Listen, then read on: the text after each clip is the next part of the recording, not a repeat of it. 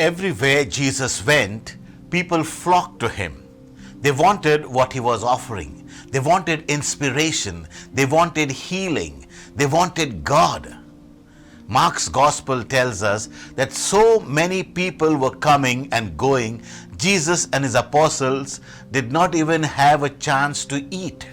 That coming and going provided a chaotic atmosphere for Jesus' ministry. That chaos meant that even before Jesus got to a town, the mass of admirers and hangers-on rushed ahead of him and waited for his arrival. Mark points out that people ran throughout that whole region of the Gennesaret and carried the sick on mats to wherever they heard he was. In dramatic contrast to all this chaos, Mark simultaneously reports that Jesus said to his apostles, "Come with me by yourselves to a quiet place and get some rest." So they went away by themselves in a boat to a solitary place.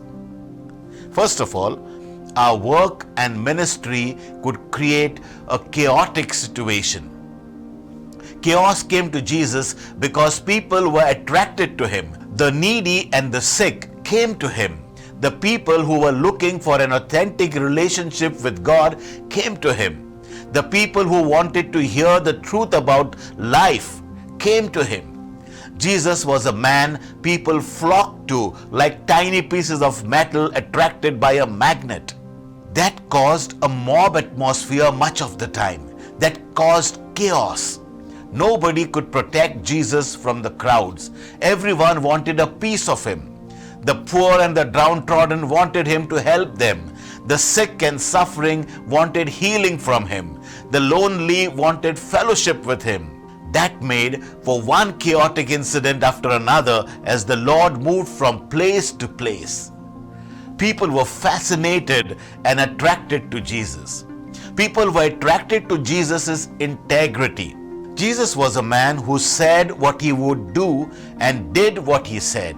There were so many hypocrites around, people who said one thing and did something else, that Jesus stood out like light in the darkness. People were attracted to Jesus' authority. No one speaks like this man, people reported. He speaks with authority. Jesus held no office, but he spoke like a king. Jesus had no official position, yet he spoke like one accustomed to winning. Jesus had no wealth, yet he acted like a lord and master whose vineyard was the world. Where others reacted, Jesus always seemed to take the initiative. Even nature bowed down before him. The apostles who followed him day and night were constantly amazed by his commanding actions over people, situations, and nature. During a storm on the Sea of Galilee, they were filled with great awe and said to one another, "Who then is this, that even the wind and waves obey him?" No one was like him before or since. There was a powerful aura around him. People sensed it and saw it. When Jesus spoke, people heard truth spoken with authority. People were attracted to Jesus' message of love, hope, and compassion. He not only taught that we should love God above everything else and our neighbors as ourselves. Jesus lived what he taught. He showed love to the woman with an issue of blood, Jairus' daughter, and the 5,000 hungry people. Jesus fed them like a caring mother feeds her beloved children. Jesus showed that same kind of love to hundreds of other people. You could see the love in his eyes as he moved among people. You could see hope in his eyes. He was the most hopeful man that anyone had ever seen. Hope radiated from his words and from his being. He helped people to overcome physical, mental, and spiritual problems by holding out hope in front of them. "Be not afraid," he often said. He saw the future that people could have if they would just turn back to God. and he held the future up in front of their eyes so they too could see it. Healing the blind, the deaf, the mute, and even the demon-possessed, Jesus lifted up hope for one and all everywhere he went. In the eyes of Jesus, you could also see something else: compassion. Where many others looked down at people thinking themselves superior, Jesus always seemed to look out at people from their level. Even the children were treated as valuable people by Jesus. Children as well as adults flocked to Jesus because of the compassion they saw in him. With integrity and authority like he had, Jesus could have commanded governments and armies. Instead, he commanded people's respect and love. He still does. That's why people flock to him even today. Some people seek to use Jesus for their own ends, just like some folks use friends or associates for their own selfish gain. Like some people use the church just to get something, or some people come to Jesus trying to use him for their own ends. Often, Jesus turned the tables on those who were trying to use him. For example, the rich young fool and the lawyer who tried to test him with the question, "Who is my neighbor?" The Pharisees, Sadducees, and the scribes who tried to trick him were often tricked by their own words. Some people still come to Jesus trying to use him for their own purposes. It never works. It just results in more chaos. Jesus recognizes the chaos in the lives of people. According to Mark in chapter 6 verse 34, the people around Jesus were like sheep without a shepherd. Matthew reports the same thing in a slightly different way. There we read that the crowds were harassed and helpless. Many people there were frightened, anxious, confused, and defenseless.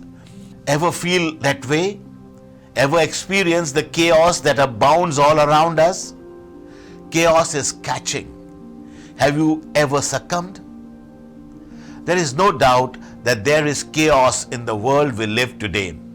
The speed at which we live, the noise that surrounds our days, the pressures, the stress, the expectations, realistic and unrealistic, people have for us today, the demands that blow our minds, the hectic pace of modern life, all combine to make up the mad world in which we live. In our busy, chaotic, and hectic lives, we need to see the one who touched the minds, hearts, and wills of thousands of people when he came to visit our chaotic world. Chaos is catching, but Jesus did not succumb. There was chaos all around him because so many wanted to see him, touch him, and hear him. But there was a serenity within him that people could sense. Jesus was and is the still point in chaotic and churning world. In this chaos, Jesus calls us to solitude. Jesus said, "Come away to a deserted place all by yourselves and rest a while." Jesus knew that life includes heavy demands and hard work.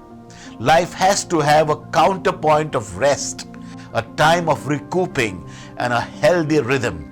Without that rhythm, life can become distorted, disheveled, and diseased.